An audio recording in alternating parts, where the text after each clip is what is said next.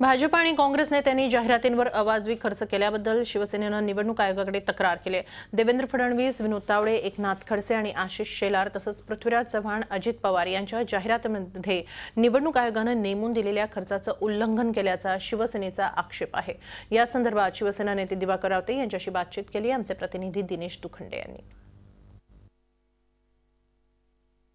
विधानसभा निवडणुकीमध्ये काही प्रमुख राजकीय पक्षांच्या राजकीय नेत्यांच्या जाहिरातींवर शिवसेनेनं आक्षेप घेतलेला आहे। निवडणूक आयोगाला पत्र लिहून शिवसेनेनं आपला आक्षेप नोंदवलेला आहे। हेच ते सर्व राजकीय नेते आहेत ज्यांच्यावर शिवसेनेनं आक्षेप नोंदवलेला आहे। आपल्यासोबत शिवसेना नेते दिवाकर रावते आहेत। नेमका शिवसेनेचा काय आक्षेप आहे, निवडणूक आयोगाकडे त्यांनी तो कशा पद्धतीने नोंदवला आहे हे आपण त्यांच्याकडून जाणून घेणार आहोत। रावते साहेब, नेमकी तरतूद केलेल्या खर्चाची, त्यात तुमचे जाहिराती, छपाईचा खर्च, तुमच्या हँडबिल, पॅम्पलेट जे काय काढतात त्या सगळ्याचा खर्च दाखवायला लागतो।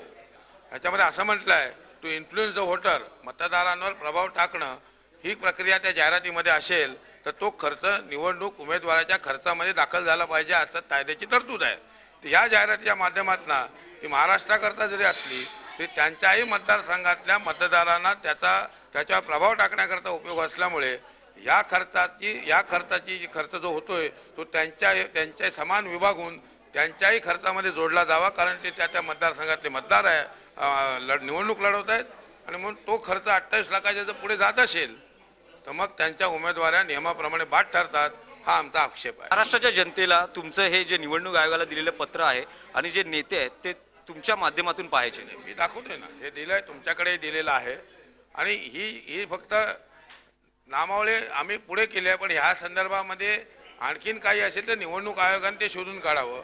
अगदी आमचं की आमच्या बाबतीत असेल तरी आम्ही त्याच्याबद्दल नाकारणार नाही। मतदानाची प्रक्रिया आता पूर्ण व्हायला अवघे काही तास शिल्लक उरलेले आहेत। असं असताना शेवटच्या टप्प्यात आक्षेप नोंदवून शिवसेनेला नेमकं काय साध्य करायचंय? ही शिवसेनेतली अस्वस्थता आहे? अजिबात नाही।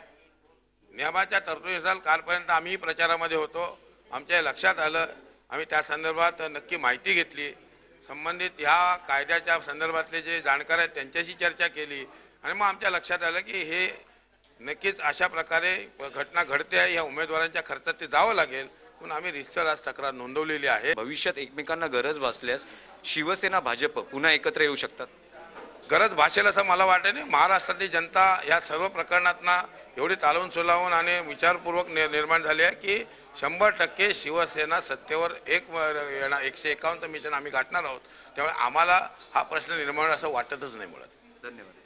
व्हिडिओ जर्नलिस्ट अशोक सोनावणेसह दिनेश दुखंडे, झी मीडिया, मुंबई। झी 24 तास रहा एक पाऊल पुढे।